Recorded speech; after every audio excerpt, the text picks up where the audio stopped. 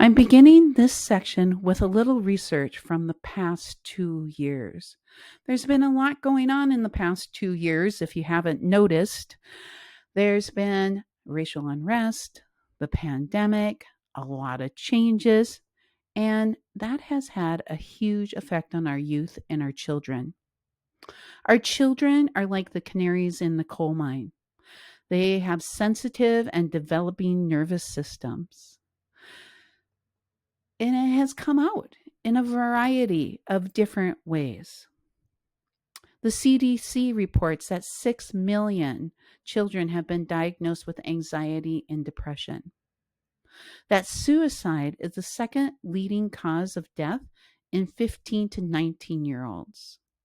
Now, that rate seems alarming, and we also need to take that with a bit of grain of salt because in older adults or in adults, there are other things that cause death, such as heart disease, that isn't very prevalent in our youth, but still alarming that that is the second cause of death. Kaiser Permanente has reported that the mental health insurance claims for teens have doubled in self harm and substance use. There's been a 119% jump in overdose claims, and parents who have children between the ages of 5 and 12 have 29% increase in mental health and behavioral challenges.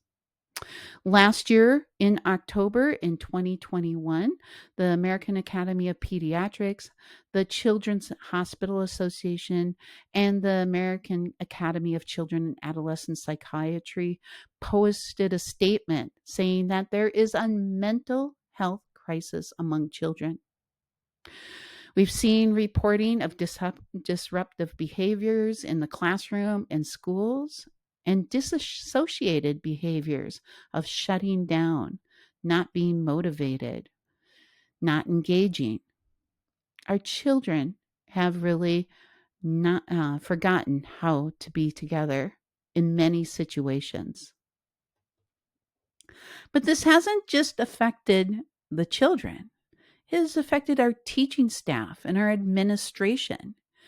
In the RAND survey in both 2021 and 2022, there's a number of things that are concerning that are effects on teaching and principals. One is that the well-being in our schools. Teachers and principals are twice as likely to report than other workers experiencing frequent job-related stress. For teachers, academic, supporting students in their academic learning has been the highest stress. For principals, staffing. And if you are a teacher of color, you are experiencing racial discrimination. A third of the teachers who are of color have reported racial discrimination, and half of the administrators. And teachers were more likely, 3 times more likely, to report symptoms of depression than other adults. We have seen this in our teaching staff. We have seen how teachers who have left the profession due to the stress. This has also caused trauma. Now, trauma is what's happened in your body. It's not the experience. So people can have the same kind of experience that has happened to them, and their body can interpret it in different ways. So here is a illustration of adverse childhood experiences. Now this has been expanded not just from the 10 that were in the initial study. And if you want to find out more, there's links below that have information that you can find out more about the adverse childhood experiences study. However, those 10 are up in that tree, along with a couple others like bullying.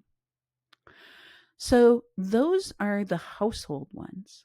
But then if your tree is planted within other traumas that are happening in our community, such as substandard schools, historical trauma, poverty, communities that have increased violence or poor water and air quality.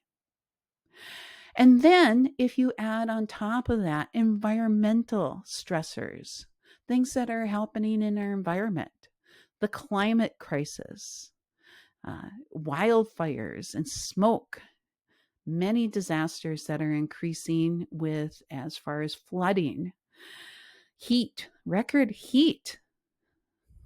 So there's all of these different traumas or things that are happening. And depending on your previous experiences, your body interprets them in different ways. There's also the secondary trauma that sometimes teaching staff and others who are working with children have happened. Other helping professions. That's working with others who have been traumatized, and that's been passed on to as a secondary trauma. So there's a lot going on, and we know this. However, just recognizing, noticing, and having awareness around it is important. So let's just take a moment here and take some deep breaths, because that was an awful lot. And you may feel your body just starting to tense up in your shoulders, or maybe you're feeling it in your chest, where you get kind of that upset stomach feeling. Or maybe you hold some of that tension and stress up in your jaw. So I'm just going to invite you to put your hand on your heart and another hand on your stomach. And you can do this standing or seated, but sit upright. If you wish, you can close your eyes or gaze down at the floor and take some deep